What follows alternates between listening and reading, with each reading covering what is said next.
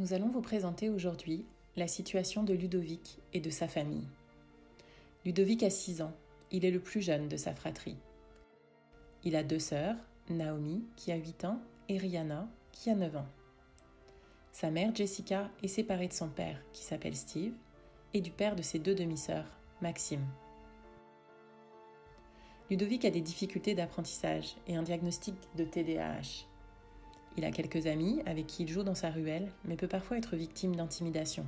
Ses amis le traitent de bébé et se moquent de lui. Il est aussi régulièrement en conflit avec ses 2 grandes sœurs, qui entre elles sont très complices. Salut, moi c'est Steve, je suis le père de Ludovic. Jessica, c'est la mère de Ludo. Elle est tombée enceinte peu de temps après notre rencontre. C'était une bonne nouvelle. Sauf qu'elle a rompu avec moi il y a 2 ans. C'était un choc.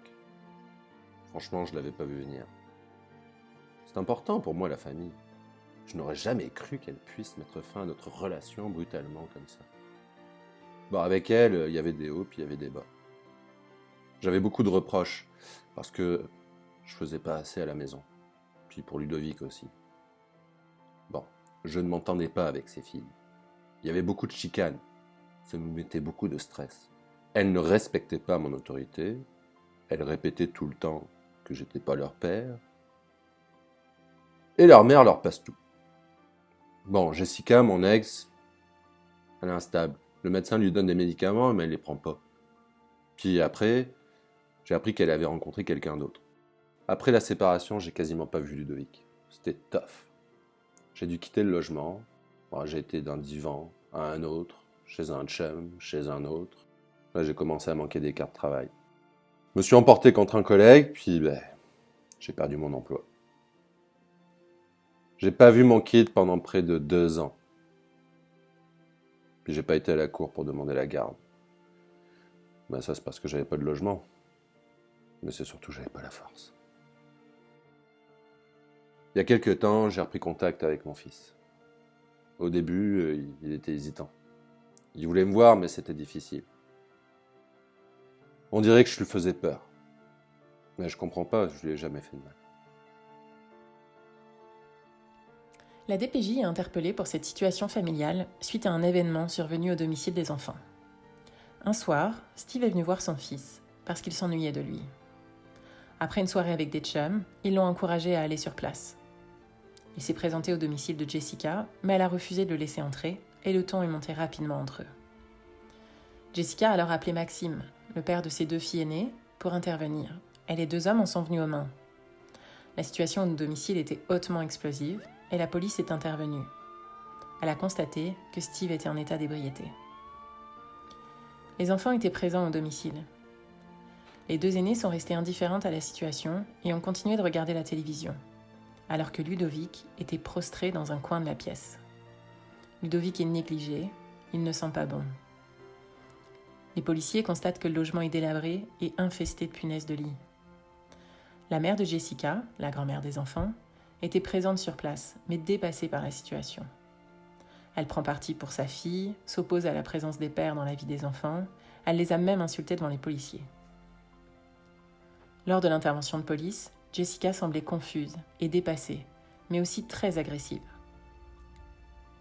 Elle est restée insensible à la présence de ses enfants. La police a embarqué les 2 hommes et la mère, et la DPJ est interpellée suite à l'intervention policière. Les enfants restent avec la grand-mère pour la nuit, et la DPJ intervient dès le lendemain. Les vérifications complémentaires ont permis d'apprendre que Ludovic est régulièrement absent de l'école. Il est négligé sur le plan de la santé et de l'éducation. Ludovic est au cœur d'un conflit de loyauté entre ses parents. Il exprime avoir peur de son père. Il utilise les mêmes mots que sa mère quand il parle de son père et tient un discours très négatif. Jessica est critique à l'égard des pères de ses enfants, elle veut se débrouiller seule. Elle pense ne pas avoir besoin de service et elle atteste avoir le soutien de sa mère qui vit à son domicile. Au regard de ces éléments, la DPJ retient le signalement puisque le développement et la sécurité des enfants sont compromis.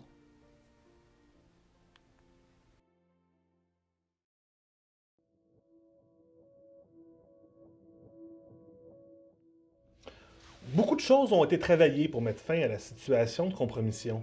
mais je vais surtout vous parler des objectifs travaillés entre le père et l'enfant. Je les ai accompagnés dans la reprise de contact. Au départ, on a mis en place des visites médiatisées pour sécuriser Ludovic. Après quelque temps, les contacts ont été plus réguliers et ont lieu autour des activités proposées par l'organisme Coopère Rosemont. Le père s'est stabilisé à la maison Oxygène. Il a été soutenu dans ses démarches pour la recherche d'un logement. Le père a donc été accompagné par moi, les collègues de la maison Oxygène, et a reçu du soutien de l'équipe de Coopère. Il a travaillé sur sa confiance, Ludovic a profité pleinement de ces moments partagés, et la mère a été rassurée également. Le travail s'est centré sur la collaboration de plusieurs acteurs qui convergent dans le même but, le bien-être de l'enfant.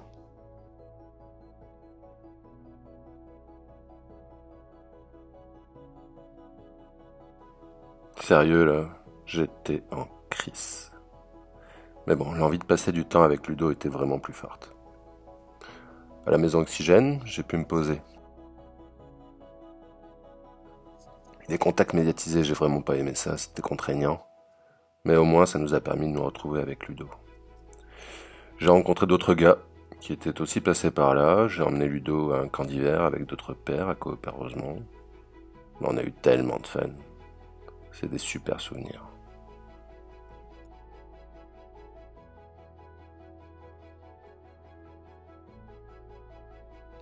Travailler avec les organismes communautaires, ça a permis de faire diminuer la résistance de mon client. Par la suite, il était plus ouvert à recevoir nos conseils. Lorsque les contacts entre le père et son fils ont pu avoir lieu en dehors de la supervision de la DPJ, c'était plus naturel. La collaboration avec les partenaires a aussi permis de partager la responsabilité de l'accompagnement, d'améliorer la communication et le sens de l'intervention dans le meilleur intérêt de l'enfant. Les angles d'intervention sont différents, mais nos buts sont communs.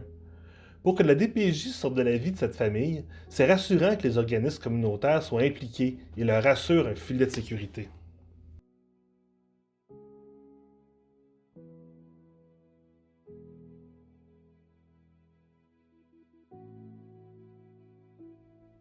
Au début, c'était difficile de voir papa, mais j'aimais beaucoup les activités qu'on faisait ensemble. J'ai été voir la maison où elle vit et j'y vis aussi maintenant.